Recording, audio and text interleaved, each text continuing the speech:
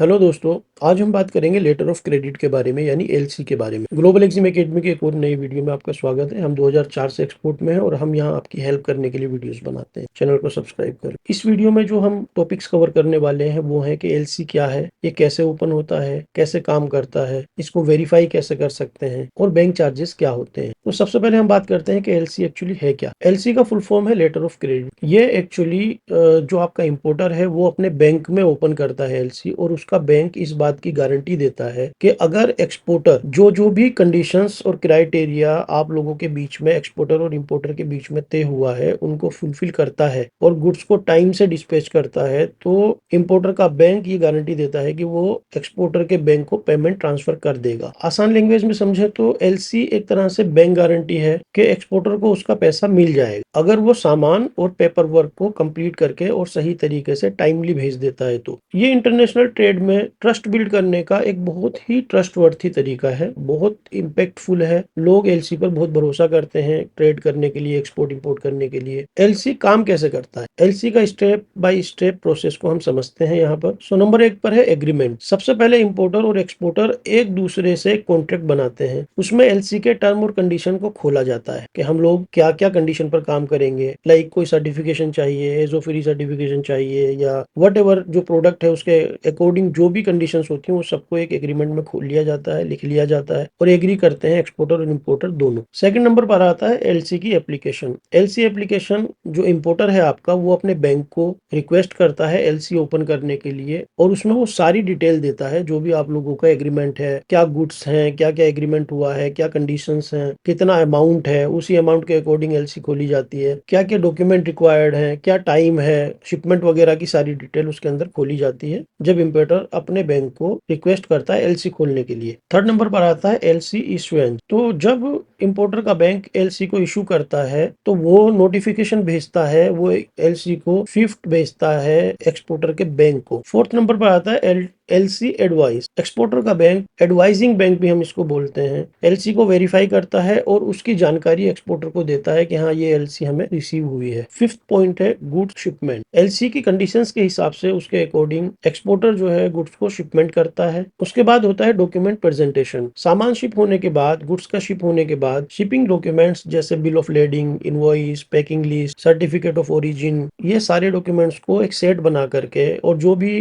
Customer की तरफ से रिक्वायर्ड सर्टिफिकेट्स हैं, कोई लैब टेस्ट रिपोर्ट है या क्वालिटी सर्टिफिकेट वगैरह हैं, वो सारे के सारे डॉक्यूमेंट्स को एक सेट बना करके वो अपने एडवाइजिंग बैंक को जमा करता है, यानी अपने बैंक को जमा करता है। 7 नंबर पर है डॉक्यूमेंट एग्जामिनेशन। तो आपका जो बैंक है यानी एक्सपोर्टर का जो बैंक है, जिसको हम एडवाइजिंग बैंक बोलते हैं, वो सारे के सारे डॉक्यूमेंट्स को मैच करता है एलसी की कंडीशंस से। जैसे मैंने पहले भी बताया था कि एलसी खुलने के टाइम पर आप लोगों के बीच में जो भी कंडीशंस, म्यूचुअल कंडीशंस तय होती हैं, उनके हिसाब से ही एलसी खोली जाती है। उसमें सारी कंडीशंस लिखी होती हैं। फिर वो इंपोर्टर का बैंक आपके बैंक को, एडवाइजिंग बैंक को, यानी आपका जो बैंक है उसको एलसी भेजता है, उसके अंदर वो सारी कंडीशंस होती हैं। तो शिपमेंट होने के बाद, डॉक्यूमेंट प्रिपरेशन होने के बाद, जब आप अपने बैंक को डॉक्यूमेंट सबमिट करते हैं तो डॉक्यूमेंट एग्जामिनेशन करता है आपका बैंक, और उनको चेक करता है कि वो एलसी एडवाइस के हिसाब से, एलसी के में जो कंडीशन है उसके हिसाब से कंप्लाइंस पूरा कर रहा है या नहीं कर रहा है, डॉक्यूमेंट वगैरह सारे कंप्लीट है या नहीं है। और फिर ये सारा चेक करने के बाद वो जो इंपोर्टर का बैंक है उनको वो डॉक्यूमेंट भेजता है। 8 नंबर पर आता है पेमेंट। इशूइंग बैंक भी डॉक्यूमेंट को चेक करता है, यानी जिस बैंक ने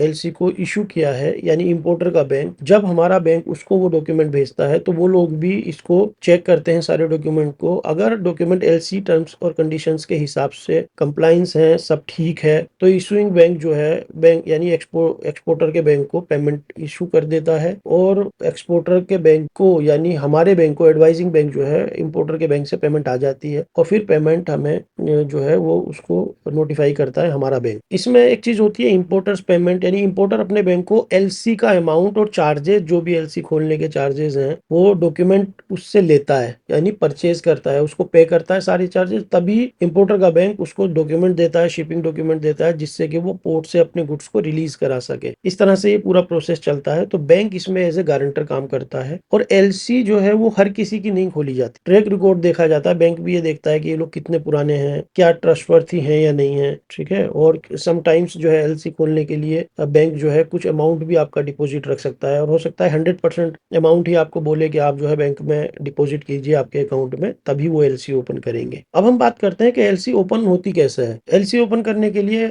इंपोर्टर अपने बैंक से कॉन्टेक्ट करता है और रिक्वायर्ड डॉक्यूमेंट जो भी है, जैसे आमतौर पर इंपोर्टर को ये डॉक्यूमेंट और इन्फॉर्मेशन देनी होती है। एक तो सेल्स कॉन्ट्रैक्ट जो भी आपस में आप लोगों का बना है, परफॉर्मा इनवॉइस होगा, कोई परफॉर्मा इनवॉइस देना होता है, तो सेल्स कॉन्ट्रैक्ट या परफॉर्मा इनवॉइस में ही सारी कंडीशंस भी ओपन होती हैं, दोनों में से कोई भी एक हो सकता है, तो वो बैंक को देना होता है। इंपोर्टर का केवाईसी डॉक्यूमेंट देना होता है, कस्टमर जो भी है, आप बैंक के कस्टमर हैं तो बैंक आपसे जो है आपकी केवाईसी मांगता है। एलसी एप्लीकेशन फॉर्म होता है, उसको आपको फिल करना होता है, जिसमें आपकी पूरी डिटेल और कंपनी की डिटेल और ये जो भी आप एलसी अमाउंट का पर्पस है उसकी सारी डिटेल उसमें खोली जाती है। ट्रेड लाइसेंस या आईसी, इंपोर्टर एक्सपोर्टर कोड जैसी जरूरी लाइसेंसेस वगैरह भी आपसे बैंक मांग सकता है। इसमें एक बहुत इंपॉर्टेंट पॉइंट है कि बैंक अप्रूवल जो है वो इसमें बहुत इंपॉर्टेंट है। बैंक एलसी ओपन करने के लिए पहले इंपोर्टर की क्रेडिट वर्थीनेस देखता है ना, व्यापार की फाइनेंशियल कैपेसिटी कितनी है उसको चेक करता है। कभी कभी बैंक कोलेट्रल भी मांग सकता है आपके, जैसे मैंने अभी थोड़ी देर पहले बताया था कि कस्टमर वो कह सकता है कि भाई आप कोई कोलेट्रल रखो, कोई प्रॉपर्टी हो सकती है या आपकी कोई एफडी है बैंक के साथ, तो वो कह सकता है कि भाई हम इसको जो है फ्रीज कर देंगे इतने टाइम के लिए, या आपसे कहता है कि नहीं आप पेमेंट जमा कराइए। चार्जेस एंड इशुएंस जो है वो अप्रूवल के बाद एलसी बैंक ओपन करता है और उसके चार्जेस लगाता है। उसमें एक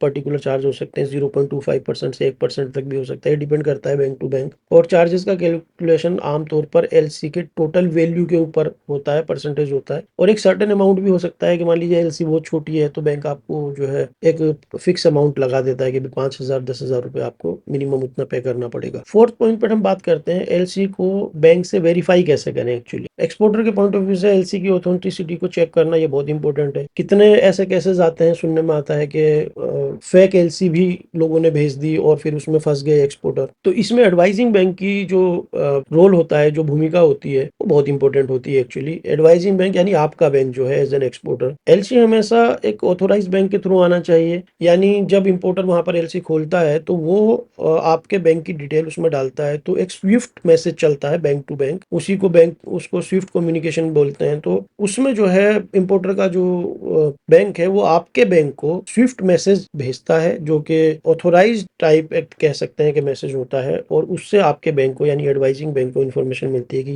ये एलसी खोली गई है। तो एडवाइजिंग जो बैंक है वो इसी से ही वेरीफाई कर सकता है कि हाँ भाई ये जो बैंक है वहां पर उसकी क्या हैसियत है, किस बैंक से है। तो ये भी डिपेंड करता है, भाई पता चला कोई छोटा मोटा बैंक है और कल को उसकी पेइंग कैपेसिटी नहीं है, तो ये एडवाइजिंग बैंक आपको बहुत आराम से ये सारी चीजें बता सकता है कि ये जो एलसी है उसकी कंडीशन क्या है, ठीक है या नहीं। तो जैसे मैंने अभी आपको बताया कि स्विफ्ट मैसेज वेरिफिकेशन होता है, ज्यादातर एलसी स्विफ्ट मैसेज से ही आती है। तो society of world wide inter bank financial communication इसको बोलते हैं, स्विफ्ट को दोबारा से सुन लीजिए, society of world wide inter bank financial tele communication. तो नेटवर्क के थ्रू भेजे जाते हैं स्विफ्ट मैसेज की ऑथेंटिसिटी बैंक इजीली वेरीफाई कर सकते हैं, उनके पास इंटरनल सिस्टम होता है। और स्विफ्ट मैसेज में MT700 सीरीज के कोड्स होते हैं जो एलसी के लिए यूज होते हैं। तो ये जो कोड है MT700 सीरीज और स्विफ्ट मैसेज, ये ऑथेंटिसिटी को अपना प्रूव करते हैं और बैंक इंटरनली देख करके ये बता सकता है कि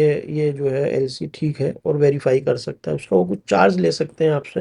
अगर फिजिकल कॉपी आई है एलसी की, बायर ने फिजिकल कॉपी भेजी है आपको, तो इसमें फ्रॉड होने के चांस ज्यादा रहते हैं। बी अवेयर रहें, तो हमेशा उसको बायर को यही बोलें कि भाई वो स्विफ्ट भेजे आपके बैंक को, आपके बैंक की डिटेल उसको दे, तो जिससे कि ऑटोमेटिकली वेरीफाई हो जाए। नहीं तो इसके अंदर क्या होता है कि आपने अगर बाई हैंड आपको एलसी की कॉपी मिली है तो आप अपने एडवाइजिंग बैंक यानी अपने बैंक को वो देंगे, फिर वो लोग उसको चार्ज करेंगे और फिर उस बैंक की जो भी एलसी जिस बैंक ने खोली है उसके हिसाब से उसको स्विफ्ट मैसेज भेजेंगे। तो एक मैसेज का लगभग 3 से 5,000 रुपए तक वो आपको चार्ज कर सकते हैं वेरीफाई करने के लिए, लेकिन तरीका वही है। तो इसलिए बेटर ये है कि स्विफ्ट मैसेज आपका इंपोर्टर जो है अपने बैंक को रिक्वेस्ट करे, वहां पे ओपन जब करे एलसी को और आपकी जो डिटेल है उसके अंदर डाले और वो फिर आपके बैंक को ऑटोमेटिकली स्विफ्ट मैसेज आया, तो ये अपने आप जो है प्रूव कर देता है कि एलसी ओपन हुई है और ठीक है। इसमें एक बहुत इंपॉर्टेंट पॉइंट है टर्म और कंडीशन को केयरफुली पढ़ना। एक्सपोर्टर को एलसी मिलने के बाद उसकी सारी टर्म्स और कंडीशंस को बहुत अच्छे से देखना चाहिए, बहुत अच्छे से उनको रीड करना चाहिए, बहुत ध्यान से पढ़ना चाहिए, क्योंकि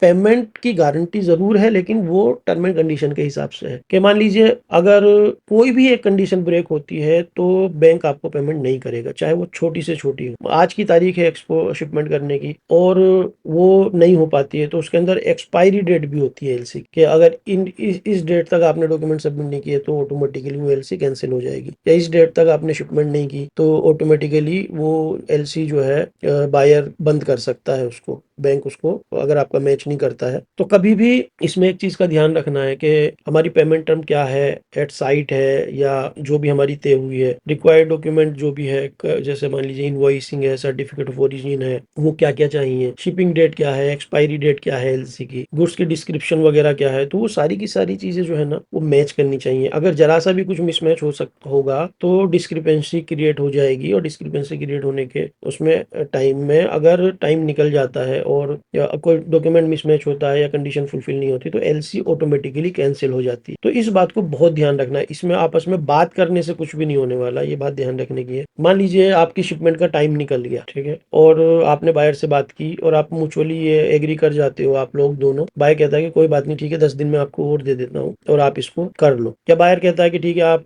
सर्टिफिकेट ऑफ ओरिजिन मत बनाओ, मुझे जरूरत नहीं है आप, लेकिन एलसी में खुला हुआ है ना, एलसी में शिपमेंट की एक डेट पड़ी हुई है लेकिन ऑलरेडी लेट हो चुका है और आप बायर के कहने से जो है गुड्स को डिस्पैच कर देते हो, ये नहीं करना। सबसे ज्यादा इंपॉर्टेंट इसके अंदर यही है कि आप जो है ना, जो भी बात आपकी मान लीजिए अमेंडमेंट के लिए हुई है, अगर कस्टमर ने कहा है कि हाँ ठीक है चलो मैं इस लैब टेस्ट रिपोर्ट के बगैर भी चला दूंगा, जो भी उसके अंदर खुला हुआ था, मान लीजिए फॉर एग्जांपल एजो फ्री का एलसी में खुला हुआ था, एजो फ्री चाहिए और एजो फ्री आपका गुड्स नहीं है, और कस्टमर से आपने कहा कि भाई एजो फ्री नहीं है, कस्टमर कहता है कोई बात नहीं मैं चला दूंगा, वो एक्सेप्ट कर लेता है, तो आपको उससे एलसी अमेंड करके मंगानी है। शिपिंग डेट आपकी, आपको लग रहा है कि आप उस टाइम में मैनेज नहीं कर पाएंगे गुड्स और शिपमेंट नहीं हो पाएगी, तब भी आपको कस्टमर को बोलना है, जो भी कंडीशन आप फुलफिल नहीं कर पा रहे हैं उसको नेगोशिएट करना है गुड्स को डिस्पैच करने से पहले। गुड्स को डिस्पैच करने के बाद कुछ भी नहीं होता है, कस्टम में एक दफा माल चला गया वो आपके हाथ से निकल जाता है, आप उसको वापस नहीं ले सकते, बहुत मुश्किल काम। तो इस बात को समझना है कि कोई भी बात अगर बायर और आपके बीच में हो जाती है तो उससे एलसी की कंडीशन चेंज नहीं होती। You will have to ask your customer कि आप अपने बैंक में जाकर के एलसी में ये कंडीशंस टाइम बढ़ाने का या वटेवर जो भी है उसको कीजिए, और फिर से वो आपको अमेंड कॉपी भेजेगा एलसी की, या आपके बैंक को भेजेगा, और तब जाकर के वो एलसी कह सकते हैं कि ठीक रहेगी। नहीं तो अगर आपने सिर्फ बात कर ली फोन पे, ऐसा होता है अक्सर कि आपने इम्पोर्टर से बात कर ली और आप तो खुश हो गए कि हाँ यार कस्टमर मान गया, लेकिन एक्चुअली उसके मानने से कुछ नहीं होगा, वो आपको फंसा रहा है, आप बहुत बड़ी मुसीबत में फंस जाएंगे, गुड्स आपके चले जाएंगे हाथ से, वहां जाकर के डैमेज लगेगा, बहुत प्रॉब्लम होती है, कस्टमर माल जो वो एलसी कैंसिल हो जाएगी और एनी हाउ आपको उसको मजबूर होकर के माल देना पड़ता है। ऐसे हजारों केसेस हमारे सामने आते, तो इस बात का ध्यान रखना है। अब हम बात करते हैं एलसी के बैंक चार्जेस क्या होते हैं। एलसी के चार्जेस जो है वो कई तरह के हो सकते हैं, जैसे ट्रांजैक्शन चार्ज हुआ, ठीक है, इशू करने का जो कमीशन है वो हो सकता है, मतलब 0.25% से 1.5% तक जो है कमीशन ले लेता है बैंक अगर आप उसको ओपन करते हैं। स्विफ्ट एडवाइजिंग के ये चार्जेस एडवाइजिंग बैंक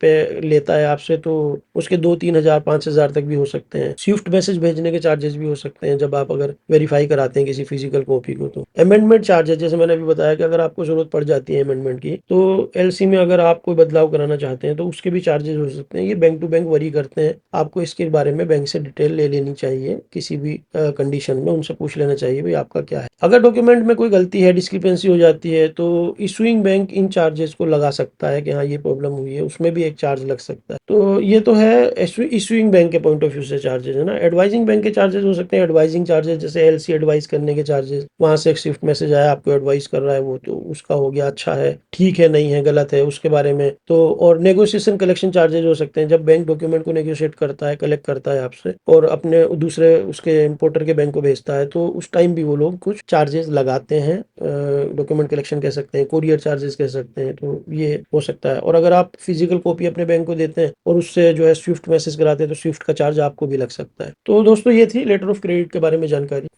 मैंने कोशिश की है जितनी भी जो मेरी जहन में था मैं आपको बता पाऊँ। अभी और भी कोई इसके अंदर पॉइंट है जो आप समझना चाहते हैं तो आप कमेंट करके जरूर पूछें। वीडियो कैसा लगा ये जरूर हमें बताएं, लाइक करें, शेयर करें, सब्सक्राइब जरूर करें चैनल को अगर आप यहाँ पर नए हैं। हम 2004 से एक्सपोर्ट में हैं और ये चैनल सिर्फ आपकी हेल्प के लिए हम चलाते हैं। कोई भी आपको, अगर आपको एक्सपोर्ट से रिलेटेड क्वेरी है तो आप हमें यहाँ कमेंट करके भी पूछ सकते हैं। हमारा टेलीग्राम ग्रुप है ग्लोबल एग्जिम एकेडमी, आप वहाँ पर भी हमसे कॉन्टेक्ट कर सकते हैं एनी टाइम।